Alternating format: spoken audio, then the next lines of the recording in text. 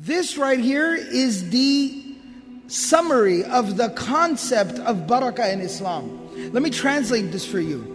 Wabarik, and oh Allah, put blessing, put huge, unbelievable, never-ending blessings. Li, for me, fima, in that which a'tayta, you have already given. That's the past tense.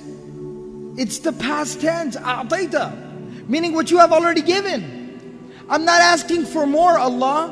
What I'm asking for is that what you have given me is more than enough. It suffices. What I already have is more than enough. I'm just now asking you, Ya Allah, to inject the element of barakah and blessing into that which you have already given me. That is the concept of barakah. Barakah is not more. Barakah is not about more. Barakah is about the ability to do more with less. Barakah has nothing to do with quantity. It has everything to do with quality. The quality of what you have. I don't need more, Ya Allah. I just need blessing on what I have. The ability to do more with less. And this is something very interesting, very profound. You know, more and less, and blessed and not blessed, and quantity versus quality.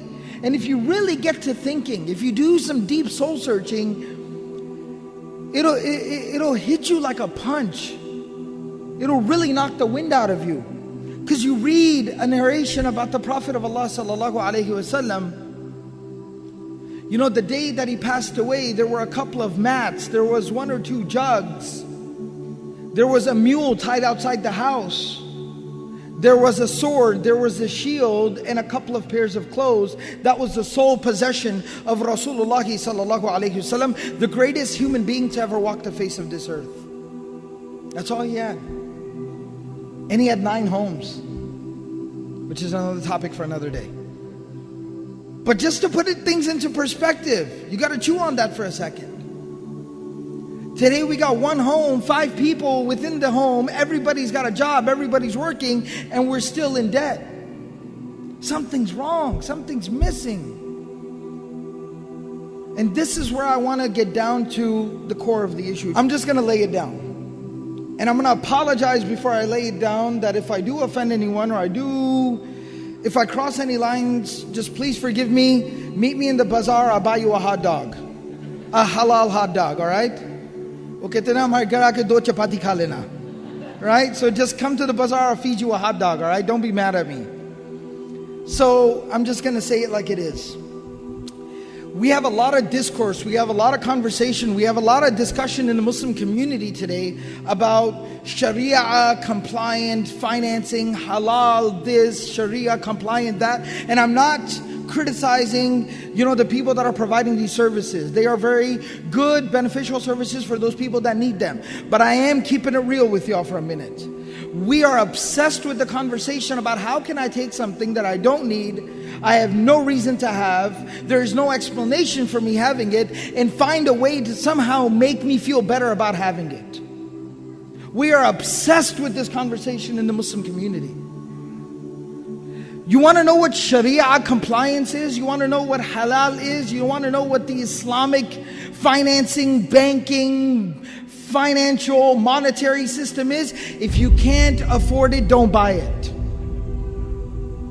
That's Islam. That's Sharia compliance. If you never buy anything you don't need, you are living a Sharia compliant lifestyle.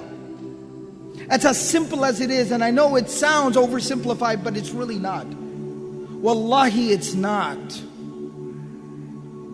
We got to understand this. Let me explain something to y'all. In some places, for some people, there is even some legitimacy to a conversation about needing to buy a home, even though I personally don't agree with it. But to each his own. Maybe I don't live in your shoes. I don't know your circumstances. I'll tell you, by the way, we talk about, but we have to have a home. We have to live somewhere. I have to raise my family. I lived my entire life in an apartment complex. I lived my entire life in an apartment. And I feel like I turned out okay. You understand? I'm trying to be real with y'all for a minute. You can drive a used beat up old car. I talked about the car I drove last year. I talked about it over here. First car I ever drove, the doors had different colors. And you know what I did when I graduated past that car, when I could actually afford to buy a nicer car? We had a simple rule. If we don't got cash in the home, we don't buy it.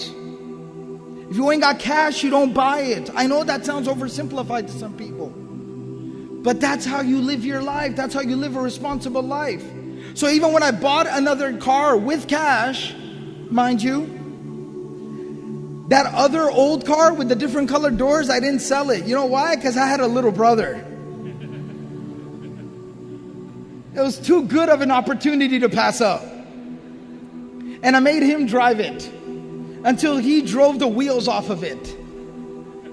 I actually had to pay somebody to take that thing out of my driveway. But that's just how it works.